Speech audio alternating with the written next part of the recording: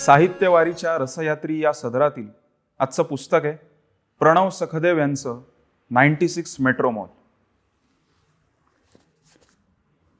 मूळ पुरुषाच्या शोधात. पणजोबांचा हात थरथरत होता. घनदाट धुक्यात आपल्याला समोरचं अस्पष्ट धुसर दिसतं तसं काहीतरी आठवत ते म्हणाले, कितीतरी वर्षांपूर्वीची गोष्ट आहे. मला आठवतंय त्यानुसार 2000 सालातल्या दुसऱ्या दशकाच्या उत्तरार्धातली असावी. तेव्हा आपल्या पूर्वजांपैकी एक पुरुष अगदी ऐन तारुण्याच्या भरात सगळे पाश तोडून घरून जो निघाला तो थेट ॲमेझॉनच्या जंगलातच गेला. स्वखुशीने तो तिथला वनवासी झाला असं म्हटलं जातं. काय बरं नाव त्याचं? विसरलो बघ. वय वाढलं की हे असं होतं. असं म्हणत ते दूरवर एकटक पाहत काहीतरी आठवत बसले. त्यांच्या कपाळावरील आठ्या पाहून ते मोठ्या कष्टाने आपल्या मेंदूच्या फडताळातल्या एवढ्या वर्षांच्या अडगळीत काहीतरी शोधायचा प्रयत्न करत होते असं वाटत होतं. पण त्यांना ते काही केल्या सापडत नव्हतं. त्या आठ्यांची जाळी वाढतच जात होती. म्हणून मग मी इंटरनेटवर या माणसाबद्दल सर्च केलं तर त्याबद्दल फारच त्रोटक माहिती मिळाली.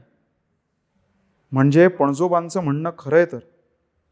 मी विचार केला आणि जर आपल्याला आपल्या कुळाचा कुलवृत्तांत नीट लिहायचा असेल तर आपण ह्या माणसाचा शोध घेतलाच पाहिजे असं मला मनोमन वाटू लागलं. नव्हे, काही क्षणात मी तसा विचार पक्काच केला आणि ॲमेझॉनमध्ये जाण्याची तयारी करू लागलो. त्या माणसाबाबतची अधिक माहिती कशी व कुठून गोळा करता येईल हे शोधू लागलो. एवढे समुद्र आणि खंड ओलांडून का बरं गेला असेल तो ॲमेझॉनमध्ये? एवढं काय घडलं असेल त्याच्या आयुष्यात की त्याने असा निर्णय घेतला असेल? असे एक ना अनेक प्रश्न मला पडू लागले आणि कळत न कळत कैक वर्षांपूर्वी गेलेल्या आमच्या या पूर्वजाबद्दल मला एक प्रकारचं गूढ आकर्षण वाटू लागलं.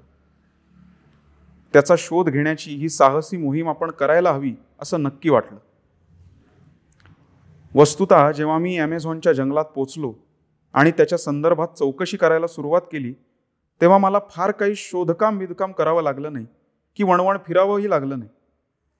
कारण मी विचारायचीच सोय प्रत्येकाला त्या माणसाबद्दल माहिती होती. थोडक्यात तो तिथे एकदम सुप्रसिद्ध विख्यात वगैरे होता. इतकंच नाही तर त्याच्या नावाने एक जमातही तिथे होती. कोणीतरी मला त्या जमातीतल्या सर्वात वयोवृद्ध माणसाला भेटायला सांगितलं आणि मी वेळ घेऊन त्यांच्याकडे गेलो. ही जमात आजही ॲमेझॉनच्या उरल्या सुरल्या जंगलात आदिवासी अवस्थेतच राहते. जंगलात मिळणाऱ्या गोष्टींवर उपजीविका करते. जेव्हा मी त्या जमातीतल्या सर्वात वृद्ध माणसाला भेटलो तेव्हा खरोखरीच चकित झालो. कारण त्याआधी मी ज्या ज्या आदिवासी लोकांना भेटलो होतो ते सगळे जवळपास शहरीच झाले होते. त्यांचे कपडे, राहणीमान बरंचसं शहरी होऊन गेलं होतं. मोडकी तोडकी का होईना पण ते इंग्रजी भाषाही बोलत होते. पण या वृद्धाचं आणि त्याच्या जमातीचं मात्र तसं नव्हतं. त्यांनी झाडांच्या सालीचे बारीक धागे काढून त्यापासून केलेले पोशाख घातले होते. डोक्यावर रंगीबेरंगी पिसांची टोपी होती. कमरेला मोठा धारधार सुरा म्यान केलेला होता. त्या म्यानावर सुंदर नक्षीकाम केलं होतं. मी त्या वृद्ध माणसाला दुभाषामार्फत त्या माणसाबद्दल, आमच्या पूर्वजाबद्दल विचारलं तेव्हा तो एकटक दूरवर पाहत राहिला. मग थरथरत उठला आणि हळूहळू चालत घराच्या वरच्या मजल्यावर गेला. तिथून त्याने हाताने बांधणी केलेला एक जाडजूड ग्रंथ आणला आणि माझ्यासमोर ठेवला. त्याची पानं पिवळी पडली होती पण झिजली किंवा खराब झाली नव्हती. तो त्यांचा खास टिकणारा हातकागद असल्याचं विचारल्यावर समजलं. त्यावर लाल शाईने विचित्र लिपीत काहीतरी लिहिलं होतं. मग मला खर्जातल्या आवाजात तो वृद्ध सांगू लागला, हे आम्हा लोकांचं सर्वात जुनं पुस्तक. तुमच्या भाषेत उपनिषदच म्हणा ना. याला आम्ही पार्ले मानू असं म्हणतो.